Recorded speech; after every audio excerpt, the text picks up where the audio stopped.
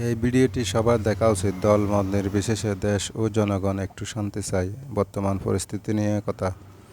বিএনপির একজন প্রতিনিধিকে দেখলাম মিথ্যা কথা না বলে দেশ ও জনগণের জন্য সত্য কথা বলতে। সরকার আসে সরকার যায়, এই দেশের জনগণকে কেউ শান্তি দিতে পারে না। কারেন্ট নাই, তেল নাই, দাম বাড়ছি গ্যাসর, ন জানি বাড়ি যাইব কোন জিনিসের। সরকার 2 মাসেই জনগণতে আমাদের তেলের দাম শেষমেশ বৃদ্ধি হইল মাননীয় স্পিকার, কিন্তু তার আগে আমরা দেখলাম কয়েক কিলোমিটার জুড়ে লম্বা লাইন। আমরা দেখলাম মাঝরাত পর্যন্ত ড্রাইভাররা দাঁড়িয়ে আছে, তারা তেল পাচ্ছে না, কিন্তু সরকারের সেই ব্যাপারে কোনো হেলদোল নাই। আশ্চর্য হয়ে লক্ষ্য করলাম মাননীয় স্পিকার, মন্ত্রীরা যখন সংসদে বক্তব্য দেন তখন তারা অবলীলায় মাননীয় স্পিকার, সরকার সম্ভবত কিছু পদক্ষেপ গ্রহণ করবার ঘোষণা দিয়েছে।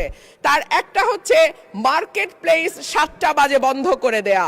চমৎকার সিদ্ধান্ত মাননীয় স্পিকার, তবে মনে রাখতে হবে কেনা কাটা বা শপিং যেটুকু হয় সেটুকু সন্ধ্যার পরেই হয়, তার আগে হয় না। 2 হইল অফিস আদালতের সময় বলে পরিবর্তন করবে। 5 দিনের জায়গায় 4 দিন বা 3 দিন তারা কর্মঘণ্টা ঠিক করবে। কিন্তু প্রশ্নটা হচ্ছে, যদি জ্বালানির কোনো সংকটই না থাকে তাহলে এত লম্বা লাইনই বা কেন, দামই বা বাড়াইতে হয় কেন, অফিস কর্মসূচি সময় পরিবর্তন করতে হয় কেন?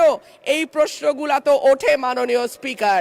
মাননীয় স্পিকার, আপনার মাধ্যমে এই সংসদের কাছে আমি জানতে চাই, জ্বালানি মন্ত্রীরা যখন গণমাধ্যমে কথা বলেন তখন মনে হয় বাংলাদেশে আল্লাহর রহমতে কোনো সংকট নাই। ওনারা যদি পরিষ্কার করে বলেন বাংলাদেশে বর্তমানে কত দিনের অকটেন ডিজেলের মজুদ আছে, কতদিন চলতে পারবে, পাম্পগুলো কেন পর্যাপ্ত পরিমাণ তেল পায় না। আমরা জনগণ যারা প্রতিনিধিকে নির্বাচন করি তাদের দেশের জন্য দরদ নাই। বর্তমান পরিস্থিতি কথা সত্য না বলে তারা মিথ্যা বলে। আচ্ছা, তারা মিথ্যা কথা না বলে সত্য কথা বললে কি তাদের ক্ষতি হবে? দেশের জনগণকে মিথ্যা বললেও জনগণের মন থেকে অভিশাপ, একদিন আপনার ক্ষতি হয়ে যাবে। মিথ্যা বলে জনগণ থেকে বেঁচে গেলেও জাহান্নাম থেকে বাঁচতে পারবেন না। আচ্ছা, যারা দেশের কাজ করার দায়িত্ব পায় তারা মিথ্যা কথা না বলে সত্য কথা বলতে পারে না।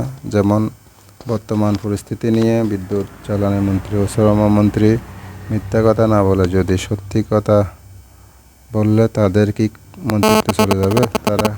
তারা যদি এই পরিস্থিতির কথা জনগণকে এভাবে বলতো, বিশ্বের কিছু সমস্যার কারণে তেলের দাম একটু বেশি, জানি আপনাদের একটু কষ্ট হচ্ছে। সবাই আল্লাহর কাছে প্রার্থনা করুন এই সংকট বেশি দিন থাকবে না, সব কিছু স্বাভাবিক হয়ে যাবে ইনশাল্লাহ। এবং আমাদের সরকার চেষ্টা করতেছে সব কিছু জনগণের ক্রয় ক্ষমতার মধ্যে আনতে।